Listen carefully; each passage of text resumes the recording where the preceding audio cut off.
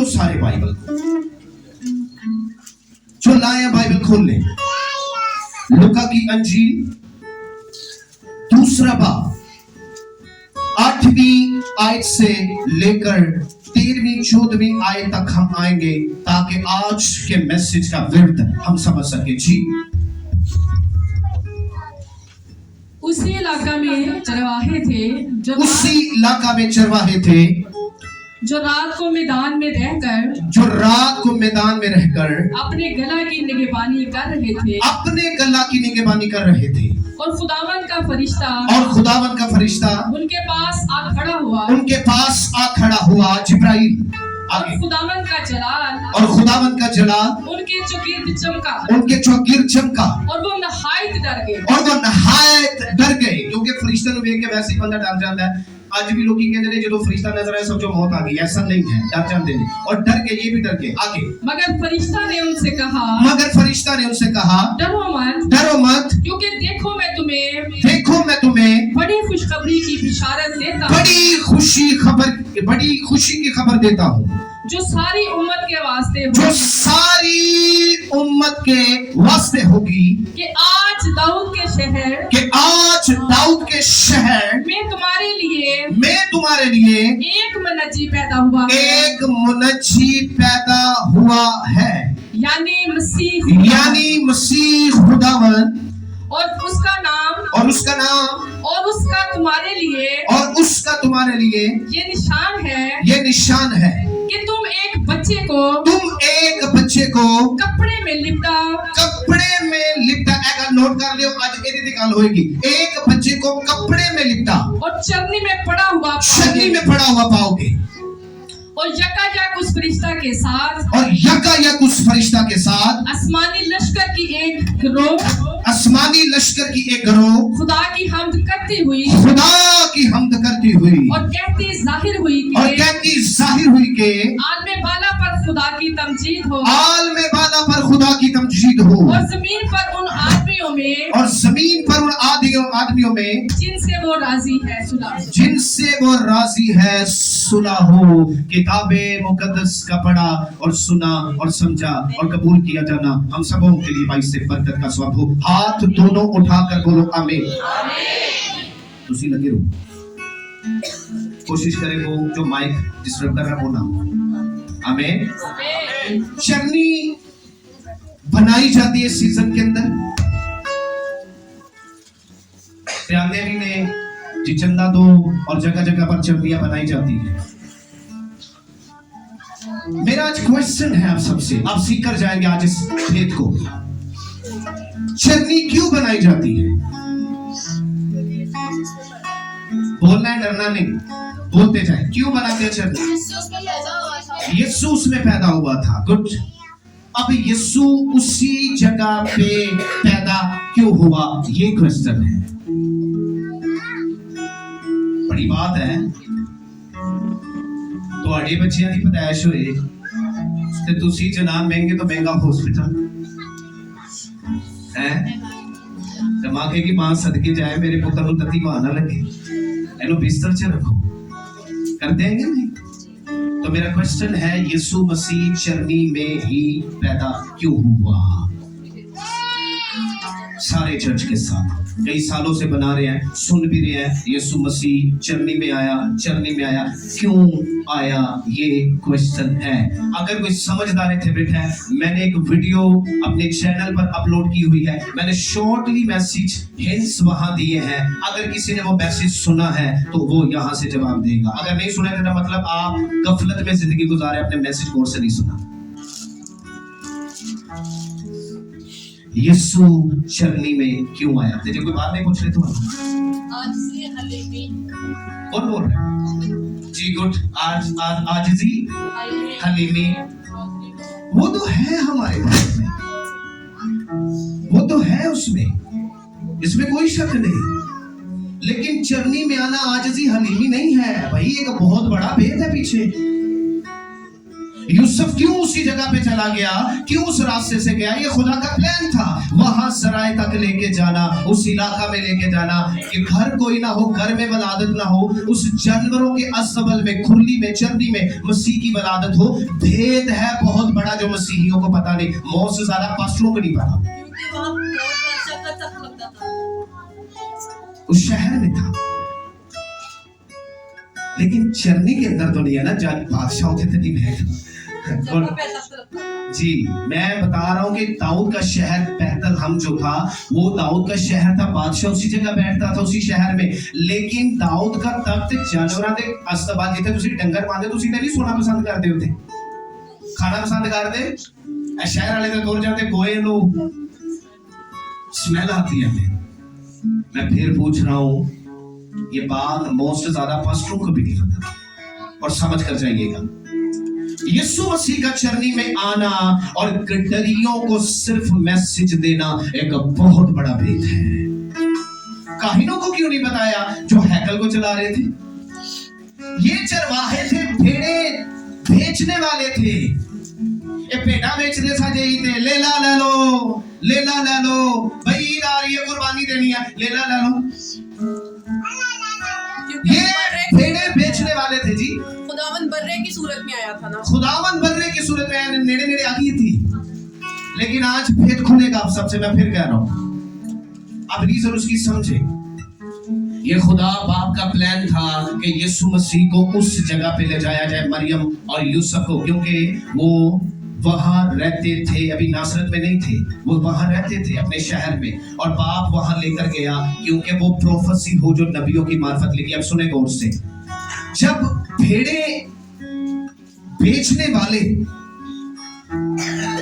भेड़ों को मखसूस किया जाता था,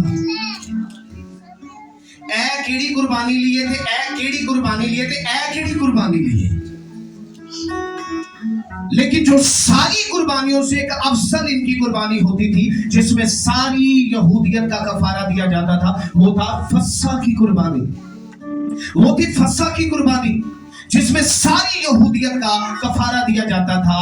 ते ओदे विच पता की करदे सन, भेड़ जो ही बच्चे नु जन्म देंदी सी ना, ते ए भेड़ दा बच्चा लेंदे सन, ते पता की करदे सन, कहंदे सन ए बच्चा ठीक है, खूबसूरत है, ते ओनु फौरन कपड़े च लपेट के, यीशु खुरली में पैदा नहीं हुआ, जानवरों के अस्तबल में पैदा हुआ। मरियम ने वहीं जन्म दिया, लेकिन यीशु खुरली से नहीं पैदा होया। यीशु को बाद में रखा के मैं बता दूं अभी, तो जो ही भेड़ बच्चा देंदी सी ते भेड़ा वेचण वालियां दा ए उन्हां दा काम सी महसूस करना, काहे नहीं करते थे। प्रीस्ट जो थे, कुर्बानी देने वाले, कुर्बानी काहे देता था, लेकिन वो महसूस नहीं करते थे। भेड़ को भेड़े बेचने वाले महसूस करते थे कि किन्हों महसूस करना है। वो देखते थे कि ये बच्चा बड़ा खूबसूरत है, बड़ा खूबसूरत इसका कलर, एक्टिव है बच्चा, जैसे ही बच्चा हुआ उसे फौरन कपड़े के अंदर लपेट दिया और लपेट कर खुरली के अंदर रख देना। इस बात का सबूत था कि ये आम भेड़ का बच्चा नहीं है, ये सारी यहूदियत का जो कफारा होगा, ईद फसह होगी, खता की कुर्बानी के लिए नहीं, जुर्म की कुर्बानी के लिए नहीं, हलाने की, उठाए जाने की कुर्बानी के लिए नहीं, तपावन की कुर्बानी के लिए नहीं, नए चांद की कुर्बानी के लिए नहीं, जुर्म की कुर्बानी के लिए नहीं, शुक्रगुजारी की कुर्बानी के तौर पर नहीं। ये कुर्बानी सारी कुर्बानियों से खास कुर्बानी के लिए ये बच्चा जो है मखसूस किया गया है, और उसे कपड़े में लपेट कर खुरली में रख देते थे। और जब खुरली में रख दिया जाता था तो वेखण वाला सारा घर समझ जाता सी ये फसह की कुर्बानी के लिए मखसूस हो गया है। और फरिश्ता कहता है डरो मत, तुम्हारे लिए दाऊद के शहर बैतलहम में एक, ये तो नहीं लिखा बर्रा, ये तो नहीं लिखा भेड़, मेरे साथ रहिए, बड़ी खुशी की खबर तुम्हें दे रहा हूं भाई, डरो ना, टेंशन ना लो, मैं खुदा का फरिश्ता हूं। जैसे खबर दी उसने कहा भाई सुनो, तुम्हारे लिए एक बड़ी खुशी की खबर है। अच्छा नबियन क्यों नहीं दसी ये गल फरिश्ते ने? ये भेद छुपाया गया उनसे और वो समझते भी नहीं थे। ये सिर्फ कटरियों को पता था ये भेद। मेरे गल दसो, मुझे गाड़ी चलानी आती है, इस बच्चे को नहीं आती, इस पर ट्रस्ट करेगी? गाड़ी चला के ठोक देगा, ये गड्डी का भी नुकसान करेगा ते अपना भी। खुदा कभी भी बेतरतीबी से नहीं चलता। मछली पकड़ने के लिए लुका को भेजा था या पतरस को? तो लुका को क्यों नहीं भेजा? क्योंकि उसे मछली नहीं पकड़नी आती थी। ये बच्चा साउंड ऑपरेट कर सकता है, ऐसे बोलूंगा साउंड ऑपरेट कर। आप जूते अच्छे उठा सकते हो चर्च में तो आप वही उठाओगे, यहां जो अच्छी लीड कर सकता है वही आएगा। खुदा तरतीब का खुदा है। उसने गडरियों को बताया था, फरिश्ते ने कहा जा एना 10 जाके, और गडरियों को कहा खौफ मत करो, तुम्हारे लिए बड़ी खुशी की खबर कि दाऊद के शहर बेहतर हमें तुम्हारे लिए एक मुनज्जी मसीहा खुदावंद पैदा हुआ है। उन्होंने क्या अच्छा ये बड़ी गल है? उन्हें क्या सबूत? सबूत सुनो, सुनो सुनो सुनो गौर से। सबूत, सबूत बकायदा लिखा गया है, रिटर्न हुआ है। यहाँ एक एक लफ्ज के साथ बाइबल के अंदर ये बात लिखी है, अगर आप समझने के लिए तैयार हैं तो। आड़ी प्रॉब्लम है बाइबल से पढ़ दी नहीं ते जे पढ़ ली समझाने वाला साढ़े को टीचर ही कोई नहीं। ते कई तो कहते नहीं पागरू मेरा सीधा ही कलाम करता है, पुत्र सीधा नहीं करता वो देख लेता है कि इन चेहरों के अंदर काबिलियत है। इन्हों आखिर बेचारे ने इधर गीत गा नहीं गा सकता, मुझे पता है इस काबिल नहीं है। हाँ इसे बोलूंगा जा बाइक ले जा और पानी भर के ला चर्च का, वो ये ला सकता है क्योंकि ये करता है। कन्ना थानी कभी देखा जी, अखा ना सुने हो, बात बड़ी अजीब सी है। नोज की जगह मुंह की जगह नोज ना खाता है, ऐसा नहीं। खुदा तरतीब का खुदा है। उसने गडरियों को यह भेज दिया, जाओ एक बच्चा, जब वहां जाओगे एक बच्चा खुरली में, चरनी में, कपड़े में लिपटा पाओगे। और क्या अच्छा गेद जाके वेख्या, फौरन उठे ये बच के ते जाके वेख के ते लिखा उनकी हैरत की कोई इंतहा नहीं थी। ये भेद था उनके लिए भाई।